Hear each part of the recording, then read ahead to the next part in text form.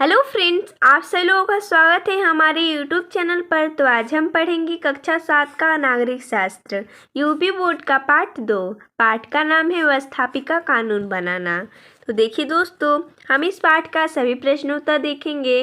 प्रश्न 1 है, निम्नलिखित प्रश्नों में दिए गए विकल्पों में से सही उत्तर वाले विकल्प के सामने वाले गोले को काला कीजिए। जैसा कि प्रश्न दिया गया है और 4 विकल्प दिए गए हैं, चारों विकल्प के सामने गोले दिए गए हैं। जो विकल्प सही हो उस गोले को हमें काला करना है।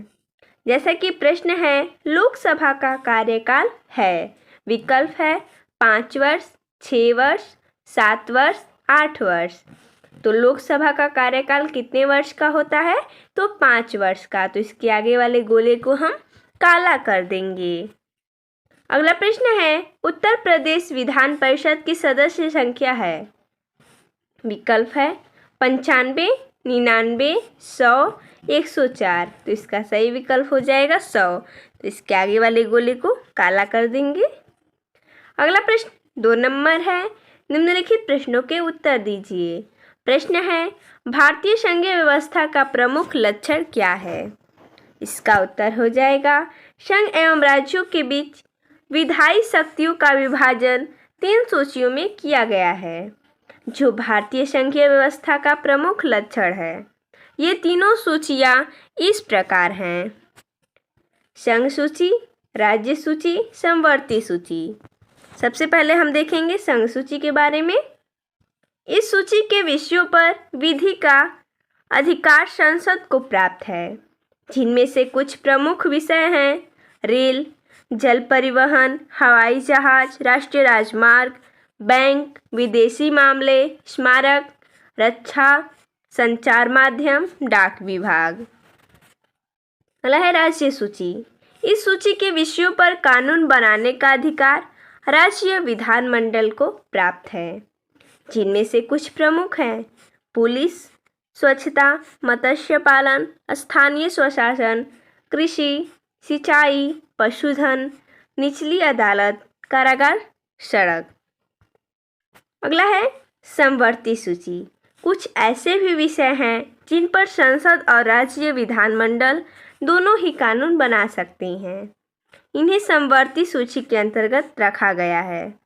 इस सूची में दिए गए कुछ विषय निम्नवत हैं: चिकित्सा, वन, विवाह, समाचार पत्र, पुस्तकें, शिक्षा, उद्योग, बिजली, परिवार तथा धार्मिक संस्थाएं। ये समवर्ती सूची से कि किसी एक ही विषय पर संघ और राज्य के कानूनों में मतभेद होता है तो संघ के कानून को मान्यता दी जाती है। संविधान में यह भी व्यवस्था की गई है कि यदि भविष्य में किसी नए विषय पर कानून बनाना हो तो उस विषय पर कानून बनाने का अधिकार संसद को ही होगा। अगला प्रश्न है ख नंबर, केंद्र सूची, राज्य सूची, समवर्ती सूची के दो विषय लिखिए। देखिए हमने यहाँ पर लिखा है केंद्र सूची, राज्य सूची, समवर्ती सूची। यहाँ पर विषय का है दो नाम, जैसा कि केंद्र सूची में दूरसंचार, बैंक, राज्य सूची में खेती, मवेशी, समवर्ती सूची में शिक्षा, परिवार। अगला प्रश्न है, लोकसभा के कार्यों को लिखिए। जैसा कि हमने यहाँ पर लिखा है, कानून बनाना, मंत्रिपरिषद के कामों पर अपना नियंत्रण रखना, कानूनों में संशोधन करना, जनता पर कर लगाने और खर्च करने का निर्णय लेना। अगला प्रश्न है, लोकसभा तथा राज्यसभा की शक्तियों में कोई एक अंतर लिखिए।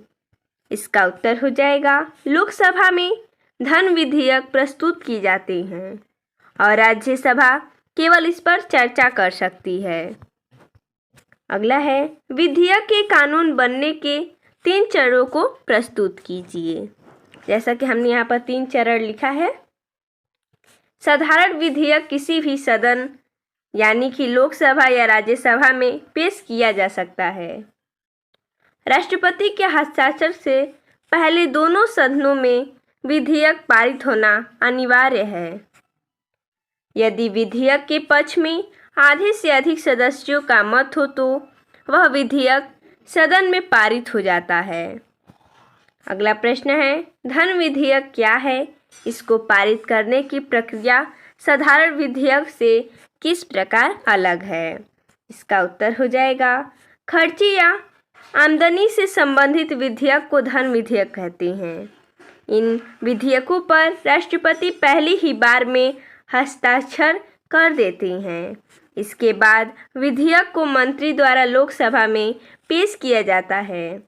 इन विधेयकों को केवल लोकसभा पारित करती है, राज्यसभा में इन पर केवल चर्चा होती है। अगला प्रश्न है, अपने प्रदेश के विधानमंडल के बारे में लिखिए। देखिए, उत्तर प्रदेश के संदर्भ में हमारे प्रदेश की व्यवस्थापिका की विधानमंडल कहते हैं। यह राज्यपाल, विधानसभा तथा विधान परिषद से मिलकर बनती है। विधानसभा में 403 सदस्य होते हैं जो जनता द्वारा निर्वाचित होती हैं, जबकि एक सदस्य का मनोनयन राज्यपाल अंगल भारतीय समुदाय में कर सकता है। वही व्यक्ति विधानसभा का चुनाव लड़ सकता है जो 25 वर्ष या उससे अधिक आयु का हो। विधानसभा के सदस्यों को विधायक या एमएलए कहा जाता है। सभी सदस्य मिलकर अपने बीच में से ही एक अध्यक्ष और एक उपाध्यक्ष का चुनाव करते हैं।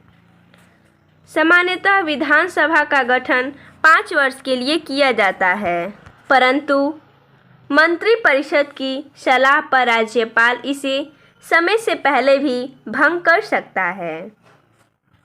उत्तर प्रदेश विधान परिषद में 100 सदस्य होते हैं।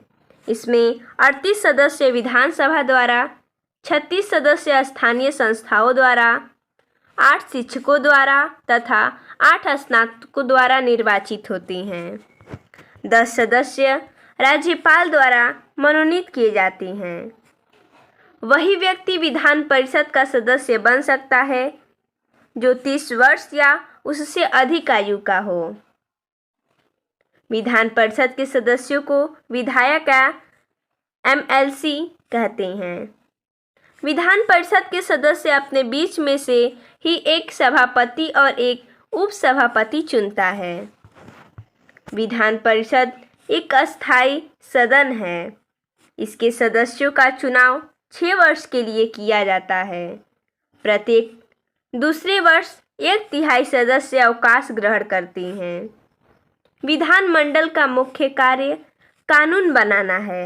विधानसभा एक विधान परिषद द्वारा पारित विधेयक राज्यपाल की सहमति के बाद कानून बन जाता है।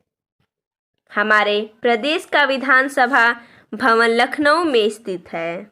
अगला है 3 नंबर प्रश्न, रिक्त स्थानों की पूर्ति कीजिए। प्रश्न दिया गया है संघ कई, यहाँ पर रिक्त स्थान से मिलकर बना है, तो संघ कई राज्यों से मिलकर बना है, यहाँ पर भरा जाएगा राज्यों से।